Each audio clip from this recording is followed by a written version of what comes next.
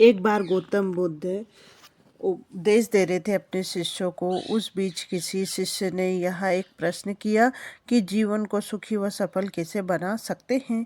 गौतम बुद्ध ने उत्तर देते हुए कुछ बातें कही। आइए हम जानते हैं वह क्या उपदेश था। किसी पर बिना वजह शक करना बहुत बुरी आदत होती है। शक की वजह से परिवार टूट जाते हैं। शक की वजह से दोस्त, पति, पत्नी व प्रेमी अलग हो जाते हैं। इसीलिए बिना सोच विचार किसी पर भी शक नहीं करना चाहिए। क्रोध मनुष्य का सबसे बड़ा शत्रु है। जो व्यक्ति क्रोध करता है वह स्वार्थी हो जाता है।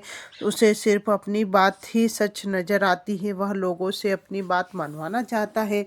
इसीलिए क्रोध से हमें बचना चाहिए। जिन लोगों के मन में ईर्ष्या की भावना होती है वे कभी खुश नहीं होते हैं।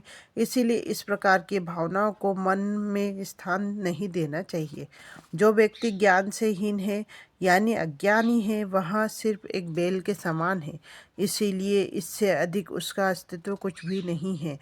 गुस्से को लंबे समय तक पाले रखना ठीक वैसा ही है जैसे गर्म कोयले को हथेली में रख कर रखना।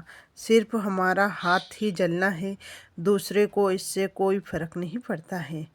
गुजरे हुए समय को याद नहीं करना चाहिए और ना ही भविष्य के लिए सपने देखना चाहिए। वर्तमान समय में ध्यान में रखते हुए कर्म करते रहना चाहिए।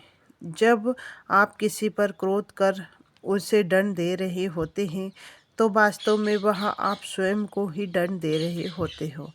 हर व्यक्ति अपनी सेहत के लिए स्वयं जिम्मेदार होते हैं। इसीलिए हर व्यक्ति को अपने खान पान व दिनचर्या का स्वयं ही ध्यान रखना चाहिए।